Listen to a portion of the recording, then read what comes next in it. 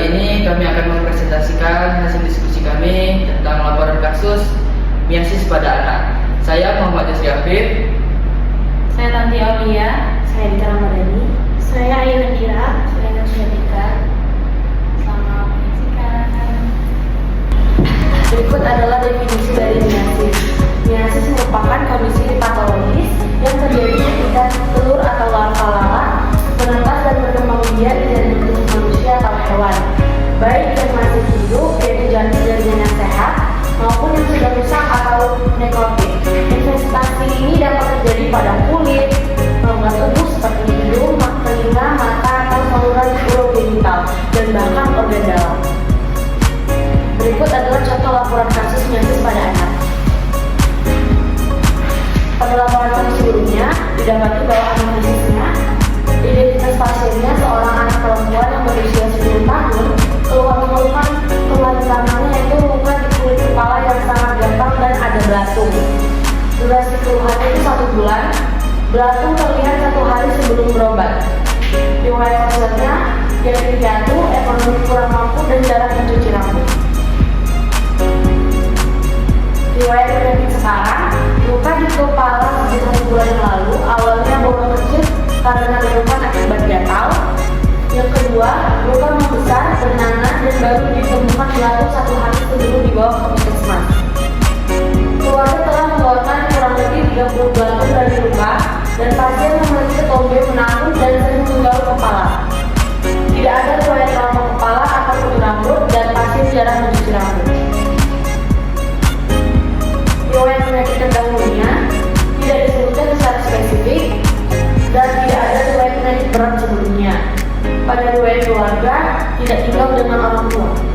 Riwayat sosial dan lingkungan hidup dalam kondisi ekonomi yang kurang mampu, kurangnya perhatian dan kebersihan diri, tidak diketahui status tempat tinggal dan lingkungan sanitasi.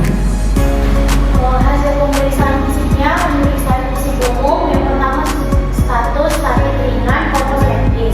Tanda vitalnya normal, berat badannya 22 kg, tinggi badannya 124 cm, status gizinya baik, rambut pendek, hitam tidak kusam, ketombe berminyak, kekuningan di batang rambut. Pemeriksaan kulit di kepala, radio parietal dextra, bukan terbuka, bulat, diameter 1,5 cm, dalam 1 cm, bergaung, pus, bau, dan busuk. Setelah dicukur, kulit kepala dipenuhi papula eritema multipel, papula mulus, warna kuning berminyak, daun telinga, papula putih kemerahan, papula dengan warna halus. Ini contoh pada kepala pasien. Ini yang ditemui di kepala pasien. Kemudian ada diagnosanya. Ada diagnosis klinis utama, ada miasis, yaitu infeksi larva pada luka. Kemudian ada diagnosis penyerta. Ada infeksi bakterial sekunder berdasarkan pus, bau busuk dan eritema. Dermatitis seboroid terlihat dari skuama, eritema, dan lokasi. Kemudian dasar patofisiologinya. Miasis terjadi saat lalat meletakkan telur di luka terbuka dengan diagnosis pus atau darah. Larva menetas dan menginvasi jaringan di bawah kulit, menyebabkan destruksi jaringan, bau busuk dan kerusakan lokal. Diperparah oleh faktor risiko seperti kebersihan buruk, sosioekonomi rendah, dan penyakit kulit seperti dermatitis seboroid. Nah, selanjutnya adalah tata laksana atau terapi yang dapat dilakukan pada kasus ini. Hal pertama yang dapat dilakukan adalah ekstraksi larva dan perawatan luka awal. Melalui ekstraksi secara mekanik menggunakan genset, kemudian luka diirigasi dengan enasa alfa 9% dan jaringan nekrotik dan luka ditutup dengan kasa diolesi povidonium. Selanjutnya, langkah kedua adalah pemberian antibiotik sistemik selama 5 hari. Dapat digunakan ampicillin secara intravena 4 kali 1 gram atau vitamin C